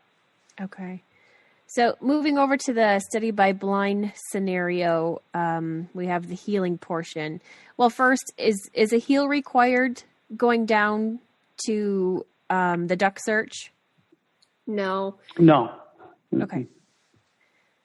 And for the healing sequence for UPT, there are no healing stakes. It's just walking down to the blind itself. Whereas you have some kind of slalom course or something for UPT, you don't have that utility. You do. Most chapters use the stakes where you have to weave in and out. I have seen some where they use natural kind of like, trees and things and they cut a path through that and they use that. And that's really the difference between the two tests. You're both, for both tests, you're going down to the water for the retrieve of the thrown duck. Okay. Yeah, on that retrieving portion, so walk me through that. So as you arrive with your dog on a leash, you see a whole bunch of healing stakes in this weird little curving pattern. And the judge is coming up to you and they're telling you what, and then you're doing what? So the judge will ask the handler, do they want all the instructions now at the, before the healing starts and before they get to the blind, or do they want, the instructions for healing and the steadiness by blind, and then when they come back for the distraction shots and then the retrieve of the duck. Some people want them all at once. Some people want them in segments.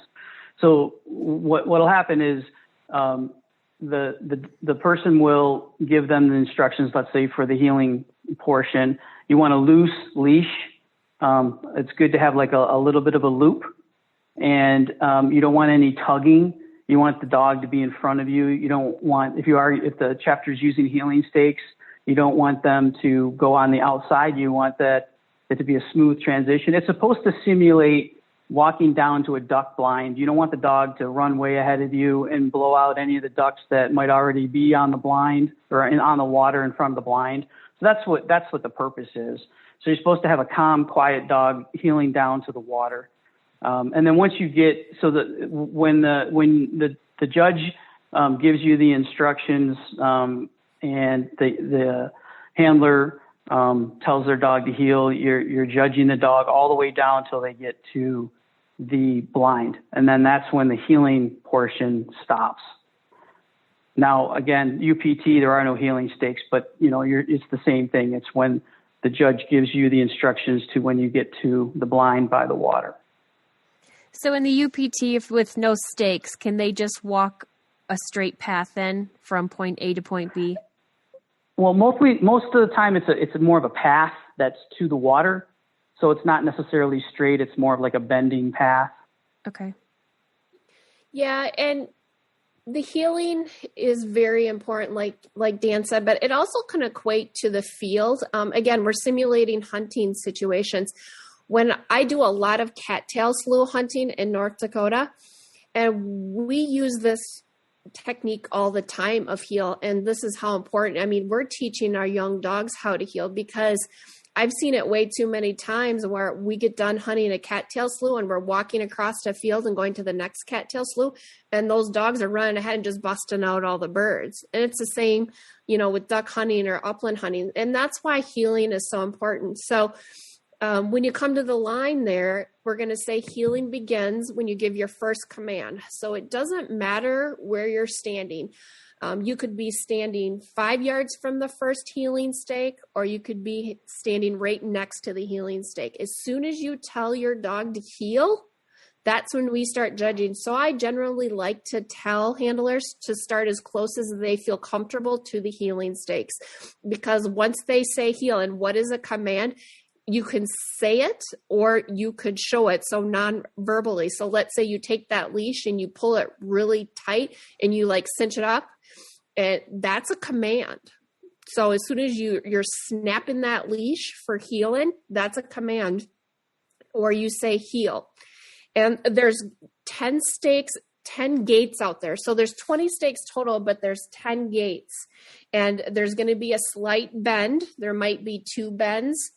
And that's, again, simulating going between pond to pond, like Dan was saying, or cattail slough to cattail slough, or field to field. Healing generally will carry over through a lot of hunting situations. And that's why we test for it. And that's why we encourage people to train for it, because you do use it in real life situations. And if you ever do get to the invitational, heeling is a big part of that test as well. Another thing about heeling is for utility, you do have the option to not use a leash. I've seen it done. I've seen it go okay, and I've seen it go really bad. So you as the handler know that dog, but you do have that option to not use a leash. And like Dan said, you want it to be loose. You don't want it to be tight or taut. I have a tendency when I start heeling that my leash is tight, and that doesn't give me any room for my dog to waver a little bit. Because right away then, if the dog decides it's going to go outside the gate or it's going to do something, I'm giving an extra command in there. So you want to make sure you have that loose lead and practice heeling all the time. Heeling something, if you live in the city, you can practice. You can practice, there's days when it is so cold out in Wisconsin here, we practice heeling right inside our garage. We heel within our house, going through obstacles, because when you transition that to the test, it's going to be that much easier to train for. So just be a few things to be prepared for when you're getting ready to heel for utility.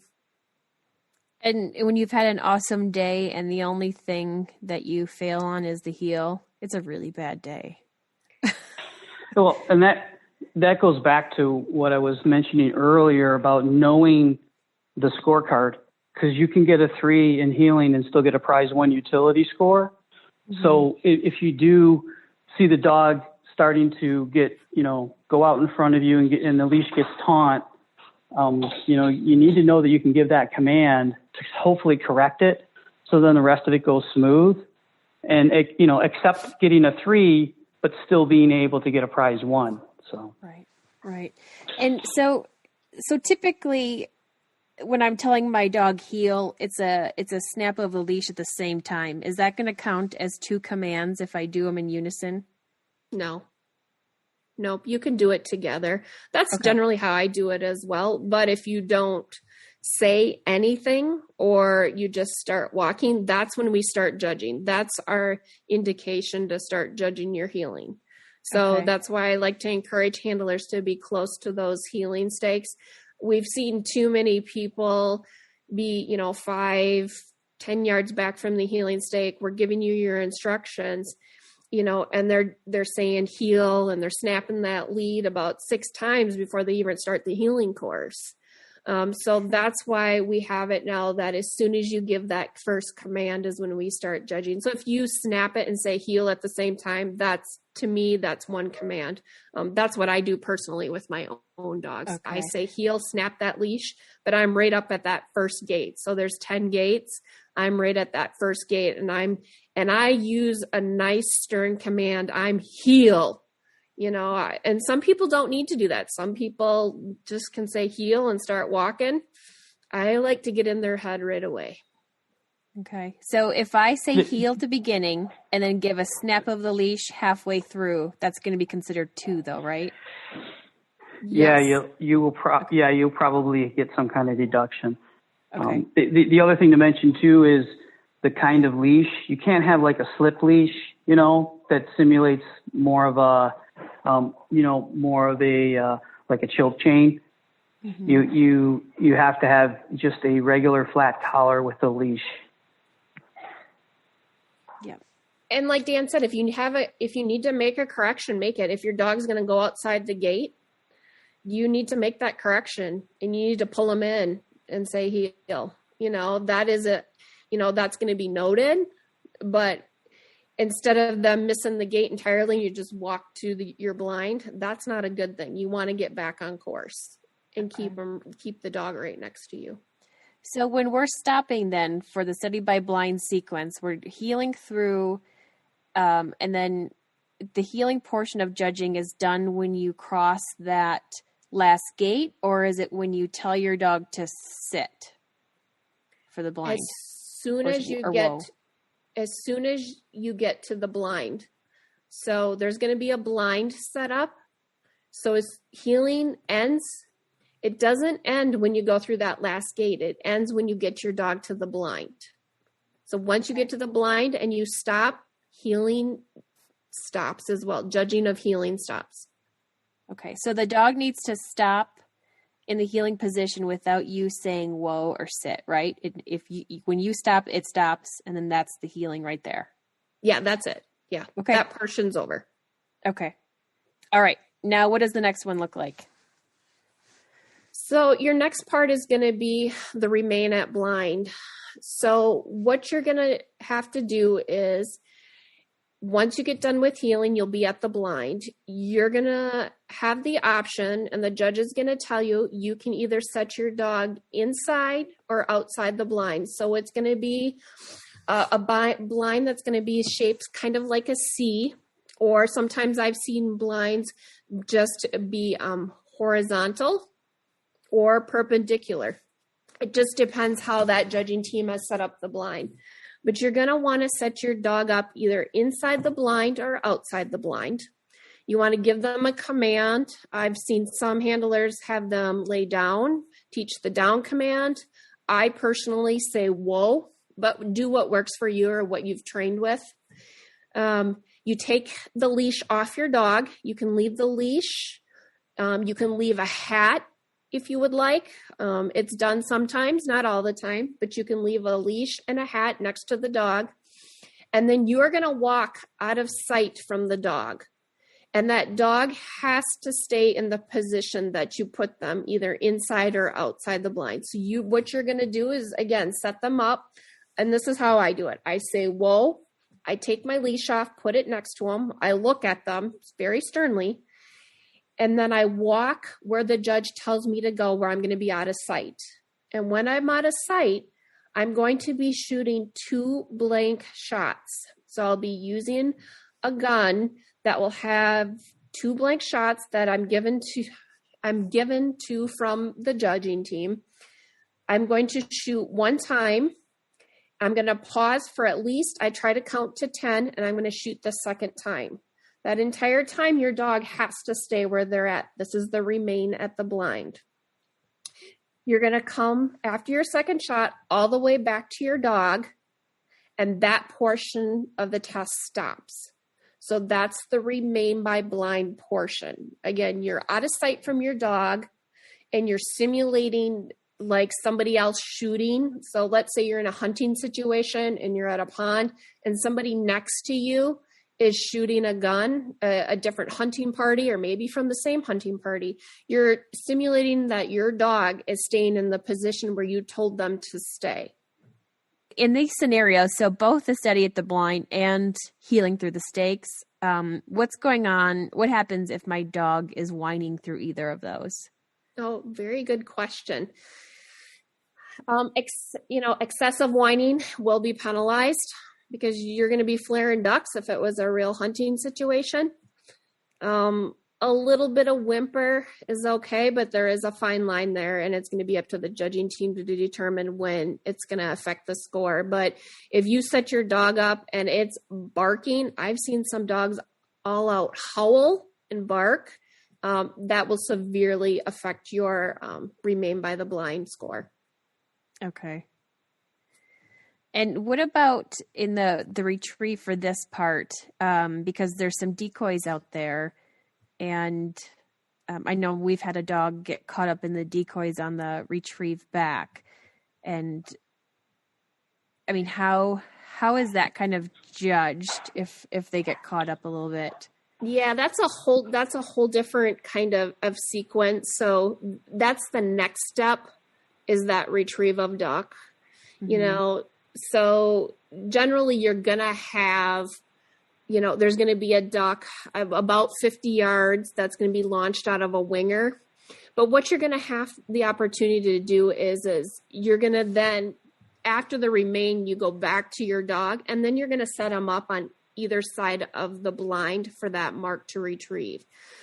And this is a setup testing situation. So we will adjust. Maybe we have to redo a little portion of that if something happens, but we will play it out. So if your dog it comes time for your dog to make the retrieve and they get caught up in the decoys, we're going to just see how the dog reacts. And if it hurt the dog or if something happened there, because sometimes those decoys will get in the line of the way the dog is swimming. The judging team will adjust accordingly. But that whole scenario is basically set up. So again, after you get done with the remain, you come back to your dog. After you've done your 2 shots, that portion of the test is done. Then you set your dog up on either side of the blind. The judging team or your handling judge will give you 4 blank shells, and you have to personally go inside the blind or on the other side of the blind of where your dog is at. And there's going to be a distraction gunner as well. So you're simulating a lot of shooting in a pond. So basically then what happens is you set your dog up. I say whoa, either on the left or right-hand side of the blind. You'll see the decoys in the water. And what will happen then is a distraction gunner who is going to be far away from you will be signaled to shoot their gun first. Then you are going to shoot your gun over the water. So you're simulating shooting a duck yourself. So it's a distraction gun shot. You shoot. The distraction gunner will shoot again. And then the duck is launched and you'll be instructed to aim at that duck that's launched from the winger and shoot. The whole time your dog has to stay the entire time at a whoa or a stay or whatever command you give that dog. The dog then is released once you say fetch. So we've seen dogs leave early before. That will be penalized. You want to train your dog to stay all the way through the fall. And then you go ahead and release your dog. And then you'll come out behind the blind. Generally, the judge might take your gun from you so that you come out behind the blind and your dog can see you when they're on their way back with the duck to present it to you for the retrieve. Now, the only difference is there are no decoys for the UPT for that sequence. Mm-hmm. Yeah, and UPT, there is no distraction. And there's no distraction gunning at all? Nope. For UPT, nope. Is the duck is launched and you're going to aim at the duck and you are going to pretend to shoot it with your blank gun, and your dog has to stay there until you release them. It's just the one shot that the handler shoots when the duck is thrown, and that's it. Okay. Yeah, so for UPT, you think about it, you get done with healing, you're going to go up to the blind, you're going to set your dog up on either side of the blind. You're going to get in the blind, and right away your duck is going to be launched. You're going to aim at the duck, and you're going to shoot, and hopefully your dog is still there, that you have the time then to give them that retrieve command. So there's not the volley of shots and there's not the remain like there is for utility. Okay.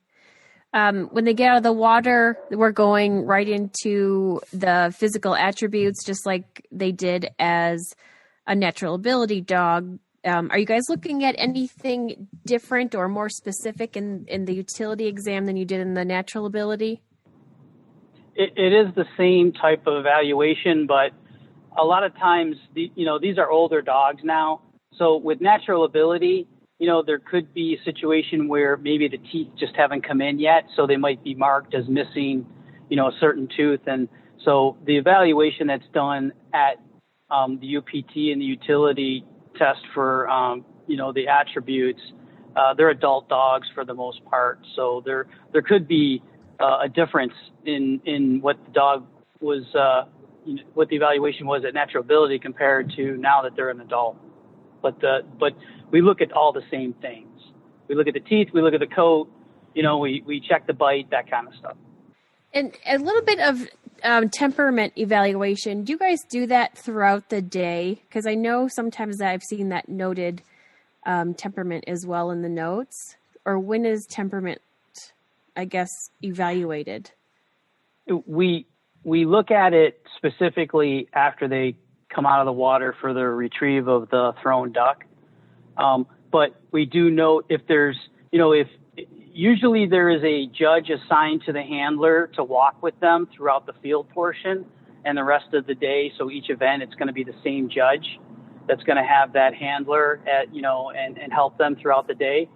And if they're noticing that, if the dog is acting a little suspicious when the judge is getting closer in different situations, we'll certainly, keep an eye on that to see if it materializes, during the course of the day to anything. But I usually when you're checking the teeth and that kind of thing, that's when, if the dog does have some kind of issue, that's really when it shows the most. Okay. Is this something that's going to be under judgment all day? Like even if the dog's being walked back to the vehicle when it comes out of the field, if I don't know, if there turns to be a dog fight or something, is that something that's still under judgment? We had an unfortunate situation last year where a judge was bit. So I'm part of the judging and testing committee, and we did put through a motion that was accepted by the executive council. So there is a little bit of a change now moving forward. If a dog during the course of a testing day shows aggression towards another dog or towards towards a person, then the judges will submit what they witnessed, and then the judging and testing community would evaluate the situation at that time. And it could be a situation where the dog is no longer allowed to test in NAVHDA. So it's not just if it's human aggression, if it's also dog aggression. Okay. Yeah. I just want to add to make sure, and I said this in Natural Ability as well, just make sure that you guys practice putting your hands on your dogs. Have different people put their hands on the dogs. So they're used to other people putting fingers in their mouths or petting them. It's really an easy thing that you can, work with your dog on just at home while you're watching TV. So even after Natural Ability, if you're getting ready for utility, I do it all the time. I'm all the time, just all of a sudden I'll pull up the gums. I'm watching TV and I pull up the gums on my dog's mouth and look at their teeth, and I touch their teeth because I want them used to strangers doing it. And then when I have strangers come over to my house, especially if they're familiar with my dogs, I'll say, hey, could you just do me a favor and look at my dog's teeth so we can just practice it? Because when you do get to that situation at a test, you want to make sure your dog is calm enough to be able to handle that. And dogs that are not exposed to it, and unfortunately, situations happen. If they're not exposed to it, and if you don't prepare for it, that's when things can go wrong. So just kind of keep that in the back of your mind if you're getting ready to run UPT or utility. Okay. And Dan had mentioned earlier about the importance of knowing the scorecard and understanding it. And so for a lot of us testing, we all kind of strive for that coveted prize one. Can you guys touch on which areas we need to earn 4s in throughout the test in order to earn that prize one? These are the areas that you need a 4. You need a 4 in the search for the duck. You need a 4 in pointing. You need a 4 in your nose work, which is judged throughout the day. You need a 4 in your desire work, which is judged throughout the day. So it's 4 different areas. So duck search, pointing, nose, and desire. The rest of the areas you can get a 3 in. And again, this is all laid out pretty well in the aims and test rules booklet that you can get that prize one. And, we're kind of touching on people always want to work for that prize one. Everybody, when you're training, you work for the prize one. But please don't be disappointed if you get a prize 3 or a prize 2, because you still have an exceptional hunting dog. And my first dog that I ever ran a utility test in, when I got a prize 3, you would have thought I won the lottery. So really, really be proud of yourself if you accomplish, especially as a first-time handler, that you pass a NAVHDA UPT or utility test, because it takes a lot of training. It takes a lot of time. It takes a lot of travel. it really takes a lot of work. So be proud that you do. And yes, everybody, the more we go on, everybody's striving for that prize one. And when I start training my dogs, I train for the prize one, but if it doesn't happen, you still have an exceptional dog. And as a breeder, if I have puppy buyers that are utility testing dogs from my bloodline and they utility NAVHDA test and prize their dog, I'm just as ecstatic. And to me, that is a well-rounded dog, and it's going to be a great hunting dog as well. And I'm going to continue with my breeding program, especially if I've got people utility testing puppies from me. So Please keep that in mind. We keep saying that prize one. And yes, you need a prize one in order to be asked to go to the NAVHDA Invitational. But for first-time handlers, passing a utility test is a pretty darn good accomplishment.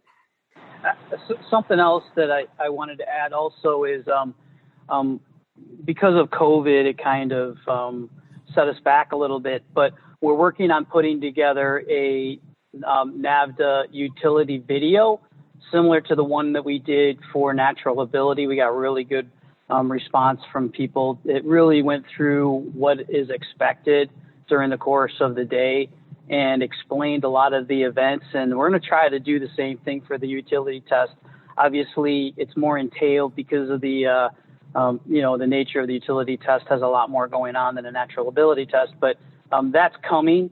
So we're going to try to be able to get back and do that. We're working with a vendor now that is hopefully going to be able to start working on filming it and put it into production. So that'll be out there for people to view and understand if they can't get to one of the NAVHDA events. Awesome. A similar question I had in the natural ability test, as far as like when should you consider retesting in utility? Like Dan, you had mentioned earlier with how difficult it is in that duck search portion that you keep trying to, move above from that 3 to that 4. How many times or what kind of dog do you have that that it would be worth retesting it to try to get that prize one?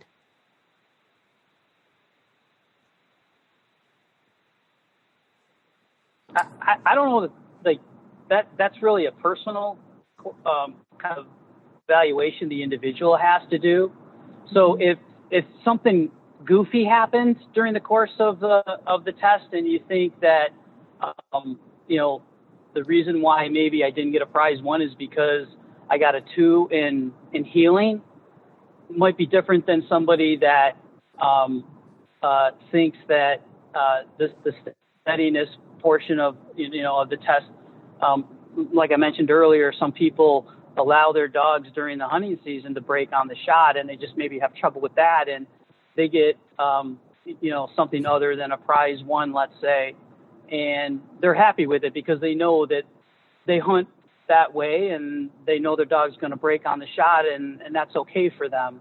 So I don't know that you can really answer that. It really, if you think the dog has reached its full potential and you're happy with the score, I don't know, if retesting is something that you want to do or not. Maybe it is, but it's really on the individual and the individual dog and what their goals are when they kind of started down the NAVHDA road. Mm-hmm. Yeah, I generally, the only time personally when I retest my dog is if it is a dog that I know has the capability of going to the Invitational, because that's personally what I trained for and thrive for. But if I'm just looking for, when I first started out and when I ran my first NAVHDA utility test in 2009 and I got that prize 3, I was happy. I tested one more time after that, but the Invitational at that point in my NAVHDA training and knowledge and career, I wasn't really to that point of trying to advance to the Invitational. So I was happy with my prize 3 dog and I just kept hunting. Mm-hmm. So again, it really is a personal decision and what your ultimate overall goal is. And maybe some people have breeders that have goals. There's some breeding programs that and different breed groups that have goals that you need to reach a certain prize level in NAVHDA.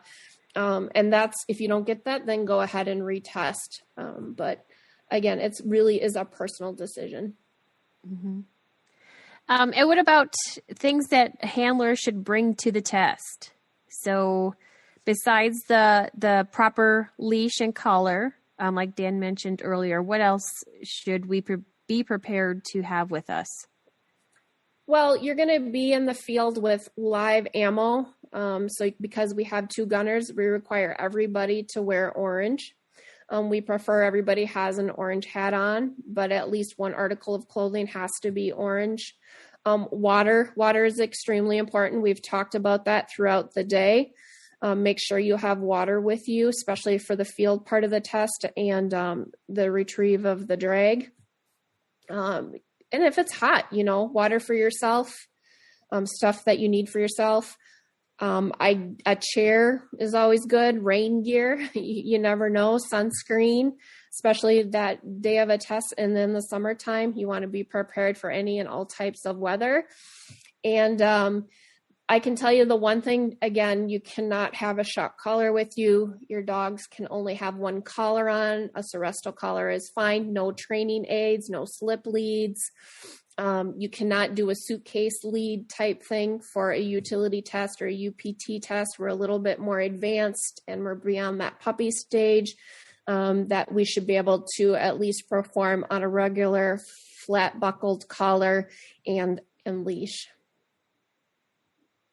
The one thing that I do notice, especially with people that are maybe new to NAVHDA, is, they come to a test and they have no way to restrain their dog when the dog is not running. So I would, kind of think about my personal preference is a crate, bring a crate with you. But at the very least, like a stakeout. I do see some people just leave the dog loose in the vehicle. And, if the dog is watching what's going on with all these other dogs that are running in the field or at the water all day long, it gets them worked up unnecessarily. And that could lead to problems when you do release your dog when it's your turn. So I prefer a crate, and I make sure that my dogs can't see what's going on during the course of the day with the rest of the dogs that are maybe doing the event while I'm waiting. But I think that's something that a lot of people overlook that maybe aren't used to, traveling with a dog and going to these kinds of events. Good point. On the topic of the shotguns, so in AKC hunt tests, you can use a fake type of gun. So, I know several people that have like a broom handle that they've put a broken old stock on, and that's sufficient to be able to go through the motions. In the utility test, what kind of shotgun can they have? So or is required, I should say. Sorry. Yeah. So the field portion of the test, I have seen, a fake gun used by the chapter where they'll take maybe an old single shotgun that doesn't fire or anything, and but obviously for the portion of the remain by blind, you need a working shotgun. Most chapters have a shotgun that the handler can use if they don't have their own. But I know that I see a lot of the handlers want to use a gun for that portion of the test that they're familiar with, so they can they can fire the shots and not have to worry about how the gun actually works. But I have seen fake guns that look like a gun used in the field portion, because all you need to do is swing on the bird. You have gunners out out there that are going to actually kill the bird. Okay. Are we as handlers able to choose our own gunners, or even bring 2 friends that we know are sure shots as our gunners for our portion of the test? No, you are not. No, but if you do have someone that you think highly of, my suggestion would be to see if maybe they could gun for everybody that day. Because that's it's a very difficult, it's such a crucial part of the test, and it's very difficult to find good gunners that are consistent. So in that scenario you just mentioned, I would say that maybe you see if the individuals that you're talking about would gun for the whole day and gun for everybody. Mm-hmm. Okay. Do they need to go through any kind of approval or process to do that? There's kind of a safety outline that the senior judge will go over with the gunners in the morning of each test. That's for the utility test. There's different parameters for the invitational. You have to be recommended, but utility is really, you want the chapter to select proven gunners, and then the senior judge will review the safety requirements. The scenario you just mentioned, calling safety. Sometimes there'll be a situation where the senior judge will want a shot fired in the air, just so we can judge the dog on steady to shot. If it's not, if the bird maybe is flying to the gallery, we'll just fire a shot and have the gunners fire a shot in the air, so we can still evaluate that. Obviously, we can't evaluate the fall or the retrieve, and that's all covered with the gunners in the morning. Okay. Excellent. Well, we covered a lot today, you guys, and I appreciate it. I think, as we mentioned before, the best way to learn is to help at your chapter's training and testing days, instead of just showing up on the day of the test and hoping you have it, all well versed on it. And you can listen to this, but there's nothing like being there in action, helping out, and taking your dog through the different training opportunities. And, like I mentioned before, asking the handler if you can walk in the field. Yeah. And then the other thing that helped me tremendously, and I'm sure, Angie has the same kind of feeling, is I wanted to be a better handler. So I got into the NAVHDA Apprentice program, and I learned so much in that NAVHDA Apprentice program that helped me as a handler, stuff that I wouldn't have learned any other way. You see so many different breeds of dogs and see so many different things that happen out there, and then you can, kind of gauge how to train for stuff like that. It's just invaluable, I think, as a handler. So it's something else to think about. Mm-hmm. Dan, can you go through that apprentice program without ever having intentions of wanting to actually become a judge? Some people, for whatever reason, don't finish the program. You have to run a dog in utility to start out with. And then you have to attend one of the Ames clinics, and that's what Angie was referring to earlier. And that helps because you understand all the rules and what goes into the different tests. But there's a lot of people that go through it, and for whatever reason, they don't become a judge. But I just think, regardless, you're just a better handler for going through the program. Mm-hmm. Yeah, and I'd like to add to, utility or UPT, especially for first-time handlers, people get really nervous, and we understand that. We're there to help you through that test, and we want to make sure that you're as successful as we possibly can. We're all judged based on a standard. It's not first place, second place, or third place. It's based on the standard. And we want people to, enjoy their time there as well. So as judges, we're going to be there to help you. And, we have a lot of experience with it. And as judges, we're required to run utility dogs, UPT or higher, every 4 years. And, we have to prize our dogs because we have to be in that situation as well to see what it's like to be a handler. And I can tell you, I get just as nervous like it's my first day, because I know how much, you put into it, how much your dog can do it, but it's one day, it's a snapshot of the day, and we have such a short amount of time to evaluate your dogs. So just the fact that you've worked up to this point to get them ready for utility or UPT, and that you're doing it, I think you're already ahead of the game, and you've got a great hunting dog. So we understand nerves play into a factor here, but please understand that we've all been there, and we're going to just try to help you through the test the best we can. And in the end, you're still going to take your dog home, and you're going to hunt with them and love them up. Awesome.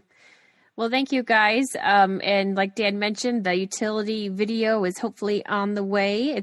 It's in the works, so that'll be exciting to come out to give us a visual of what you guys went through on this podcast today. And one more shout out to where people can find more information. Yep, NAVHDA.org. We do have a presence also on Facebook and Instagram, but basically everything that we've talked about today in the Aims and Test Rules booklet can be found on NAVHDA.org. You can find tests on NAVHDA.org, local chapters that are holding tests and training days. So basically the NAVHDA.org will lead you to a chapter, and then you need to contact those chapters that are within your region. You know, there's 85 plus chapters across the country. Find one that's closest to you, contact them, find out when they're having a training day, find out when they're having a testing day, and get involved. Volunteer. Again, NAVHDA is based on our volunteers. We're a volunteer organization. We don't exist without volunteers. The judges are all volunteers. Everybody from planning your bird to all the chapter members or cooking a lunch are all volunteers. So if you're running a test, pay it forward, volunteer, so we can keep going on and people can keep training and testing their dogs. Thank you both very much. I appreciate it. Yeah, thank you. I appreciate you asking me to be on. It was a lot of fun. Thanks for listening to another episode of the Bird Dog Babe podcast. If you enjoyed this episode, share it and tag me and someone that would benefit from listening.